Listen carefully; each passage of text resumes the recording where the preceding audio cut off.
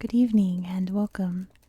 Tonight we'll be going over the history and geography of Germany, which I'm very excited about.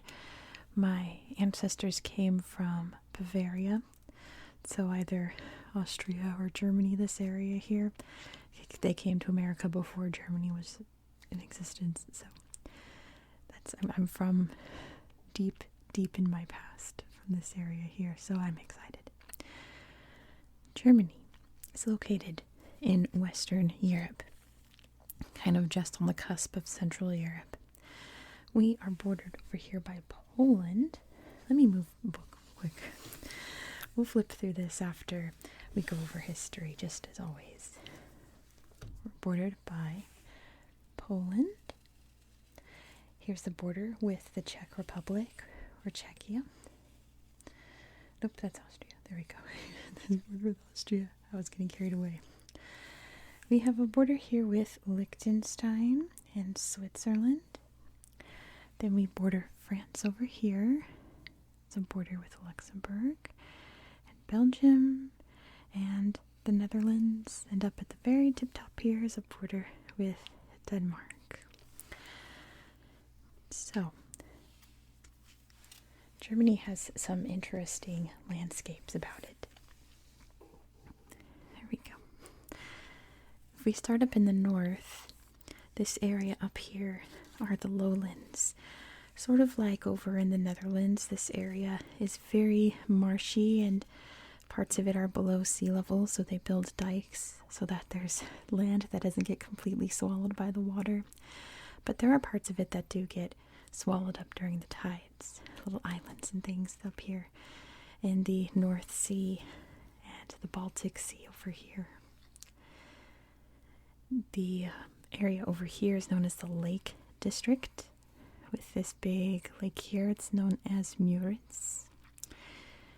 And as we move further south, we enter the more farmlandy area over here.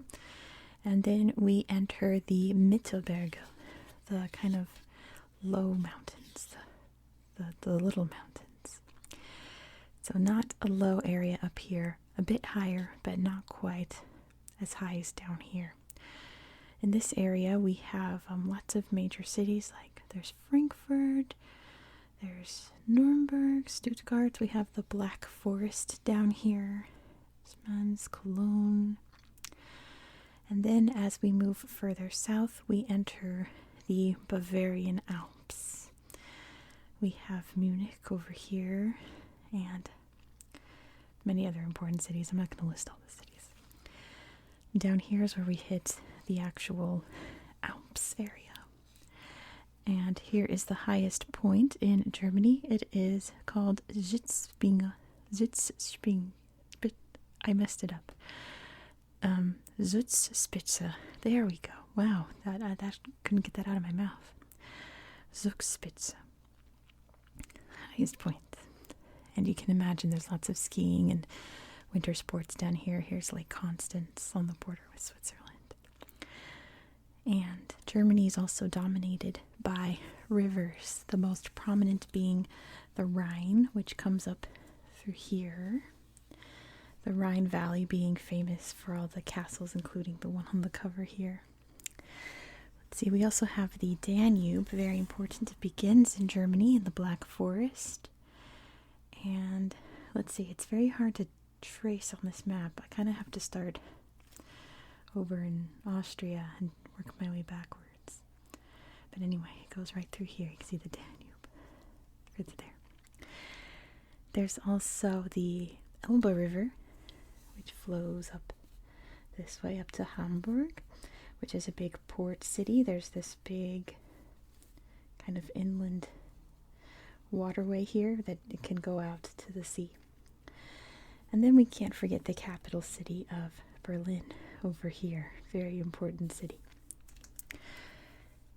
And for the most part, that's about it for geography. I know that was quick, but it's one of those places that's very beautiful, has very distinct regions, but can be summed up pretty quickly. And I should point out the historical kind of areas as well, because I already pointed out Bavaria, which is the name of a current state, or Bundesländer as it's known, but it's also a historical area. Also, there's like the Hessian up here. We have Saxony over here. Schleswig-Holstein is up here, among many others. Let's get into history. Let's talk about some of these historical regions. So, oh darn, I didn't look up where this first place was. The Neander Valley. I assume in the mountains. I could be wrong. But that's where the first Neanderthal evidence was found, hence their name, Neanderthal. And therefore, the first humans and early humans were learned about in this area back in like the 1800s, when archaeology was becoming a very serious thing. So humans have been in Germany for quite a while. You can imagine as the glaciers receded up here in the wet, marshy lowland area, that more people came and settled, and people also came from other parts of what's now Europe and formed various tribes that were known as the Germanic tribes. They were called that by the Romans, who were just down there. Here's Italy right here. The Romans weren't too fond of the Germanic peoples. They were the barbarians, very different from them, not quite as, fancy civilized. They fought battles, many battles. Parts of the provinces of Germany became part of the Roman Empire, but most of Germany was off limits to the Romans after the Battle of Teutoburg Forest, where the Germanic tribes kicked their butts in a big way. They surprise attacked them, and the Romans knew that like this area, you don't go up there. It's dangerous. So this is one of the areas where the barbarian tribes made like an assault on Rome and took over the western half of the Roman Empire. One of these Germanic tribes was known as the Franks, who would rise to power especially after they converted to Christianity, the most famous ruler being Charlemagne, who after he was crowned emperor by the Pope down here, since they're all very Catholic, so, friends with the Pope, he had his kingdom split into 3 parts after he died, and this area became East Francia in 843, and would later become consolidated with the Italians and create the Holy Roman Empire. And you might be wondering, like, why was it called that? Because this is not Rome, but they were seen as like the protectors of Rome. They were the Catholic kings who stood watch over the papal states and the Pope down here in Rome. Hence the empire. It wasn't a traditional empire per se. There was an emperor, but he would rule over various different little duchies and kingdoms and provinces. Like, it was very divided, and it wasn't just in what's now Germany. It was spread out all over the place. It was a huge area. Basically the big chunk of Western and Central Europe was the Holy Roman Empire, and it became a very wealthy empire, especially after the trade with the Hanseatic League began up in the north there. It was one of those situations where the rich got richer and the peasants got poorer, dealing with, famine and the Black Death, stuff that the rich people didn't really have to deal with. Things began to change in 1440 when Johannes Gutenberg invented the printing press, modern movable type, and books began to get published. And one person who got a very important document published and disseminated was Martin Luther. In 1517, he nailed his 95 theses. Why am I doubting myself? 95 theses on the church door, and said that, the Catholic Church is becoming corrupt. The indulgences, which is paying to be free of your sins, is a corrupt system. They're just stealing your money. This is not biblical. We want to go back to the Christianity we read in the Bible. And of course, the rich upper class and the Pope, of course, were like, excuse you, how dare you? And the Reformation began, reforming the church. And some groups in that Holy Roman Empire I mentioned, that was all split up into different little compartments. Some became Lutheran after Martin Luther / Protestant, as in they were protesting the Catholic Church. Some remained staunchly Catholic. Conflict began. It reached a boiling point in 1618 during the 30 Years' War, which, as you can imagine, lasted till 1638, for 30 years. It was a rough war. Many different countries got involved. Sweden had a wild ride in it, and it devastated the countryside.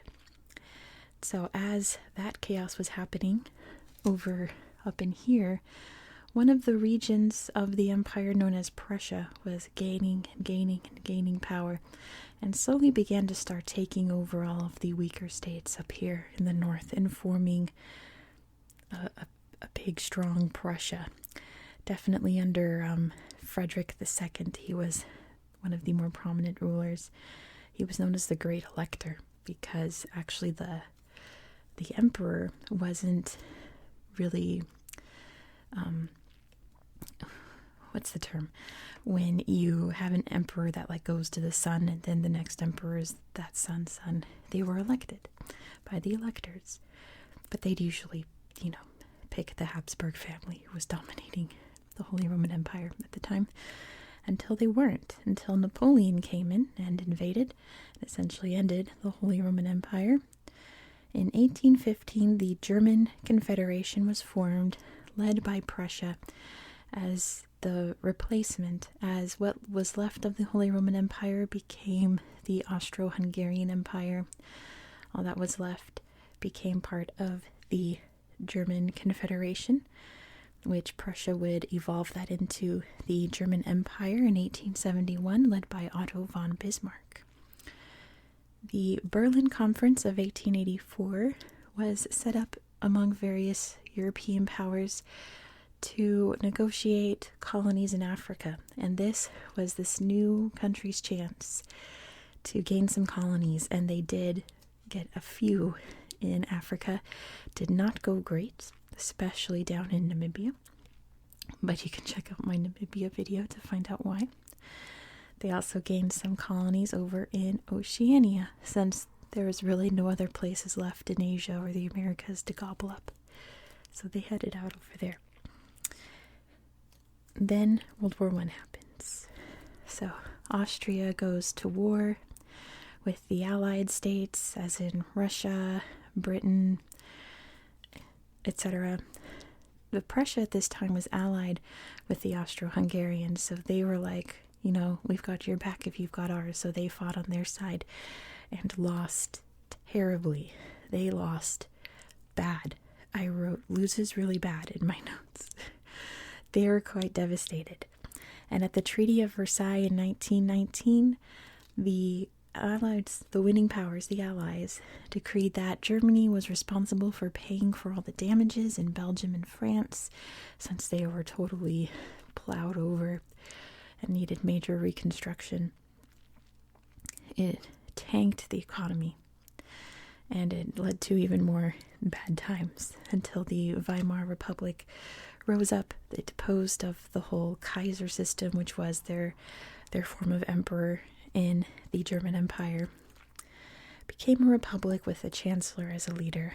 And the 1920s was one of those very happy 1920s times, like the roaring 20s, as things were slowly getting better until Hitler came to power. The Great Depression happened, those good times ended fast.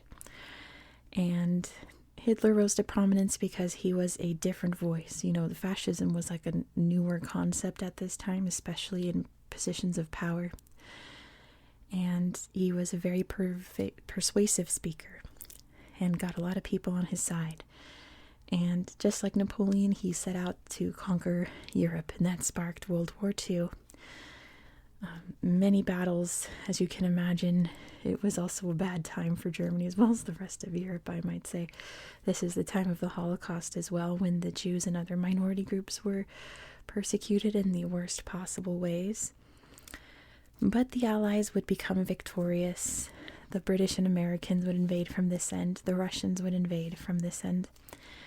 And the Third Reich, as it was known as, Hitler's Germany, collapsed.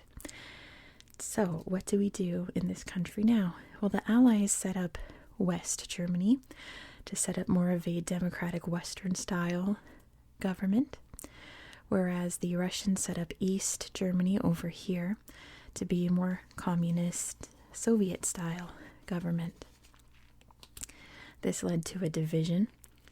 It led to the Berlin Wall being built in 1961 to keep the East Germans from fleeing into West Germany. And it was another kind of tense time, sort of like a Cold War type. You know what's funny is that I'm watching this anime called Spy Family right now. It's really cute, actually.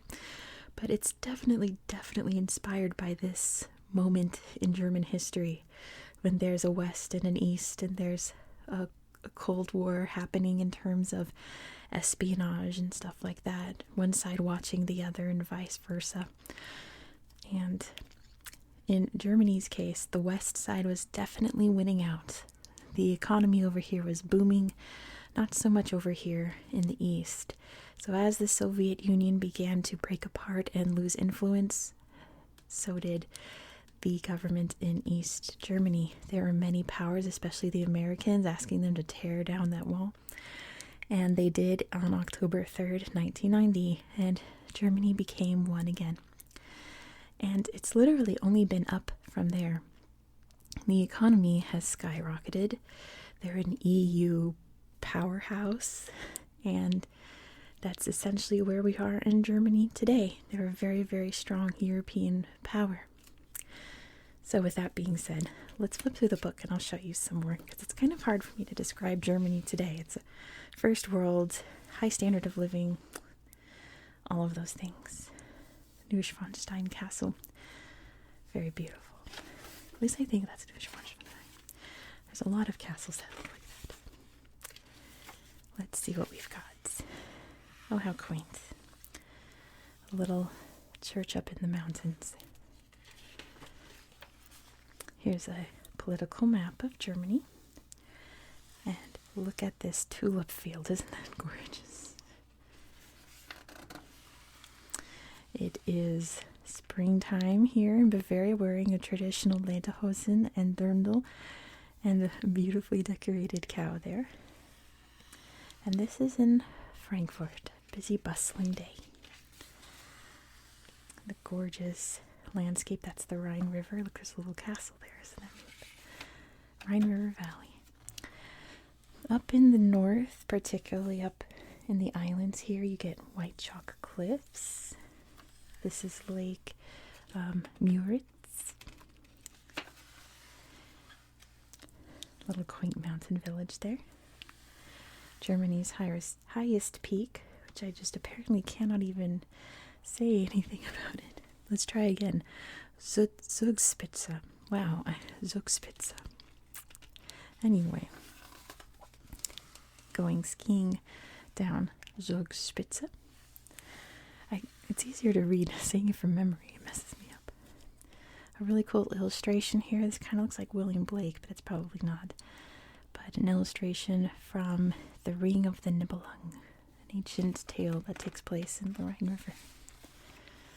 And looks like there's some dead fishies there in the river cleaning up some pollution. And there goes a barge down the Danube.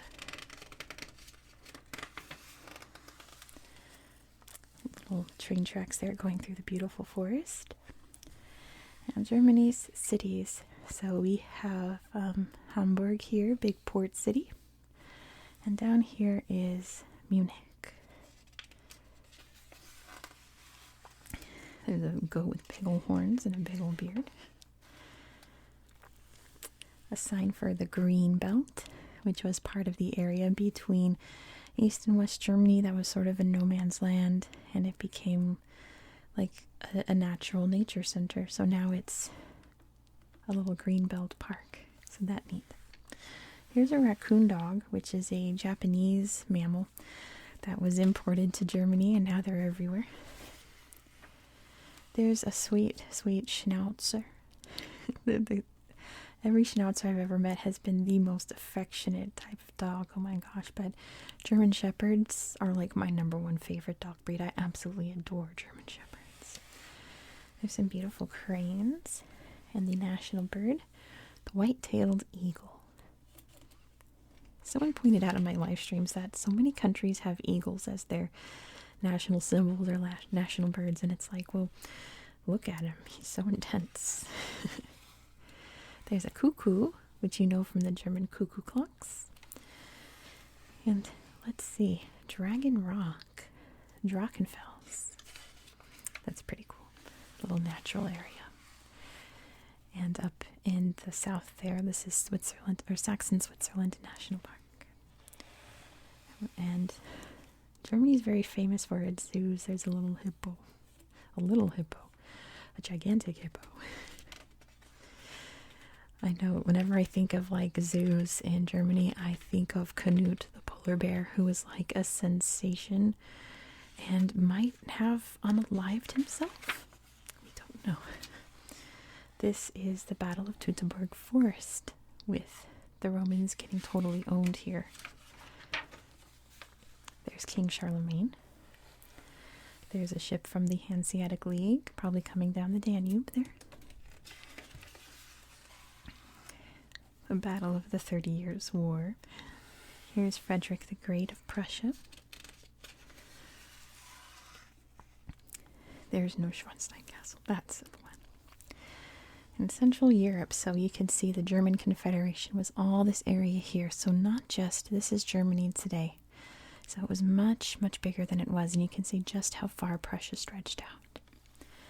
Here's Wilhelm I. He was the Kaiser during World War I. And here you can see the Allies in yellow, the Central Powers in orange, and the neutral territories. This is during that time in the early 20s when money was so worthless that it's being used as kindling here to cook some food. This is the Kristallnacht, when many Jewish businesses were attacked and had their window smashed. Kristallnacht meaning the night of broken glass. Here's a parade led by a Volkswagen, which was invented in Germany in the 1930s. The people's car. This is Poland being invaded.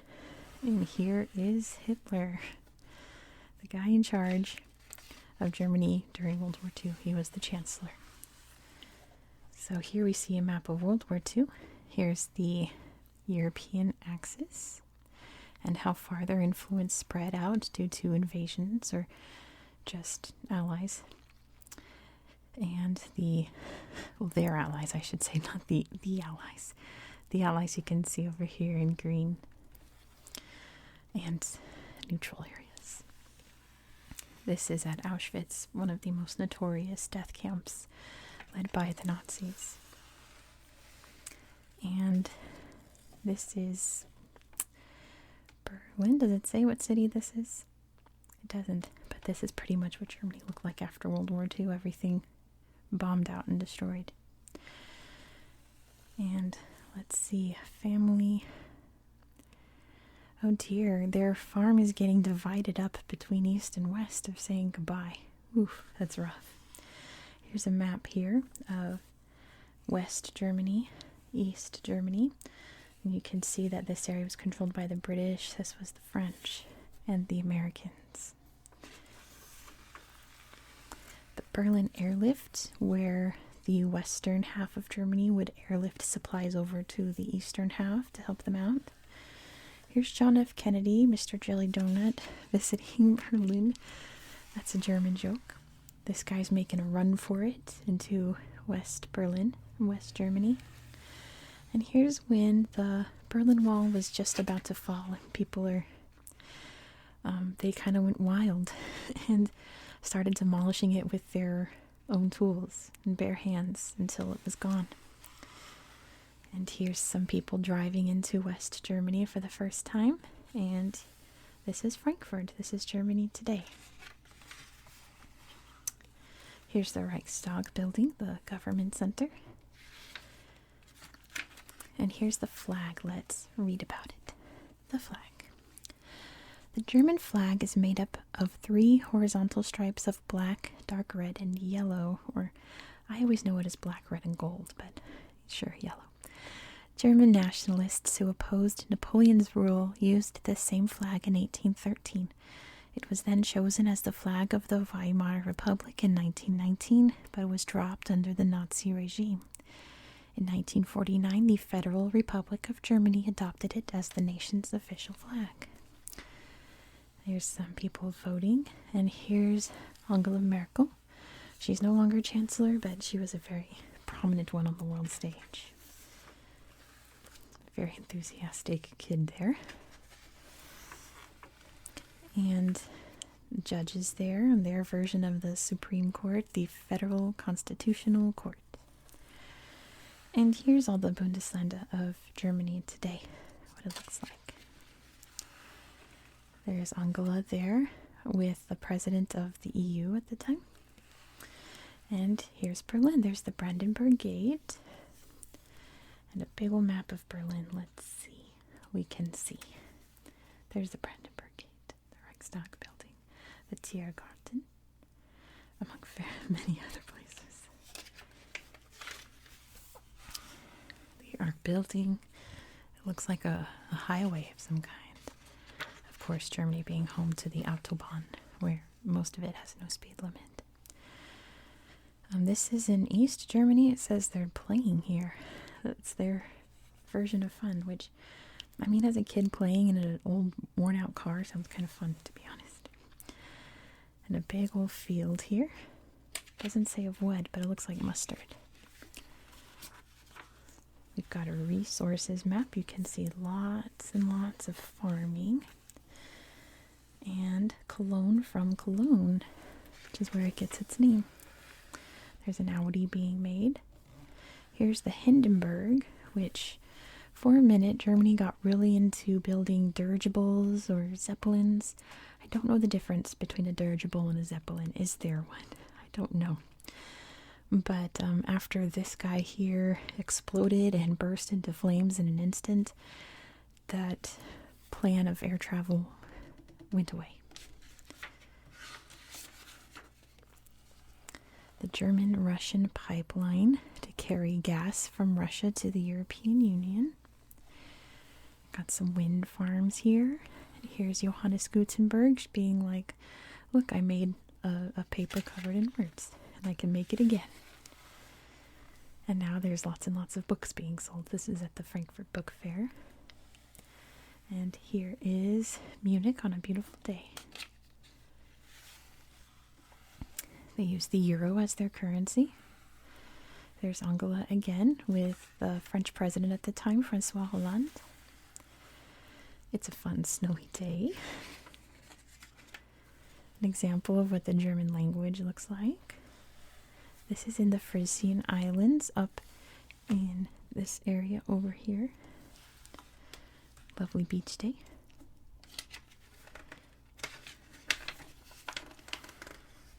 There's a big pop-up band playing some fun music. And who is this? I don't know.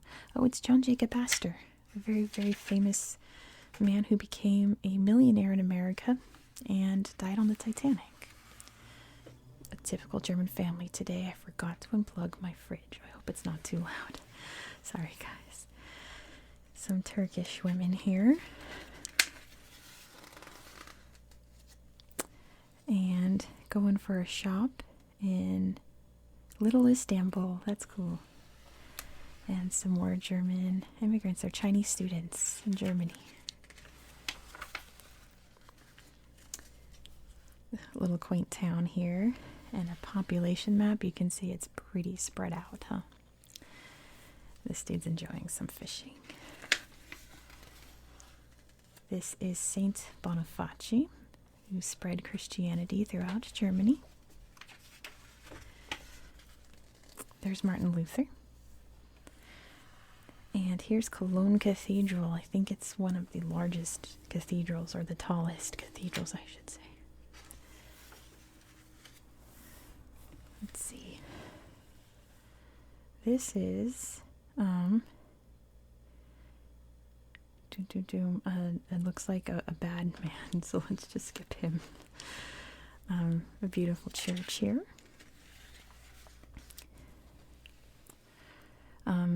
Joseph Ratzinger, who became Pope until he resigned. And a big old synagogue here. Look at this. Berlin gold hat was made in 1000. Wow, it might have been a calendar, it says.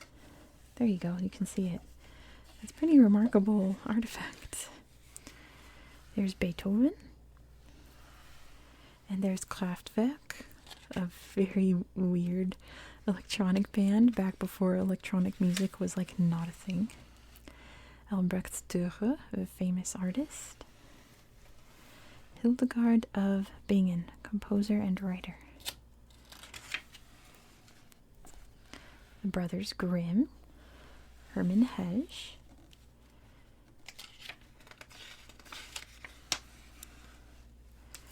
Albert Einstein, very recognizable. That's Hans Geiger, who invented the Geiger counter, which measures radiation levels. This is Alfred Wegener, who researched the Arctic. Kicking the little football there. Big time sport. Here's the women's team, who are very, very good. Boris Becker here. And there's Jesse Owens winning at the 1936 Olympics in Berlin. Some very happy folks here. Kindergarten, which was invented in Germany. And they're working hard in school.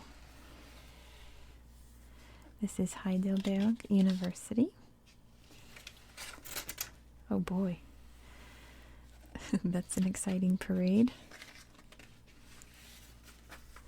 Christmas trees come from Germany, and it's tradition to smash plates before a wedding. And some delicious, delicious German sausages. And a Doner kebab, it's called. It looks pretty good, but not as good as this. German pretzels are on a whole different level. Delicious. Oh, and that's the end. Darn. Okay. Well, that is it for Germany tonight. I'll have a whispered video for you tomorrow about Germany, so be sure to subscribe so you don't miss out. Thank you so much for watching. I hope that you found this video relaxing and educational. I hope you can't hear my fridge being too loud in the background. And I hope that you have a very good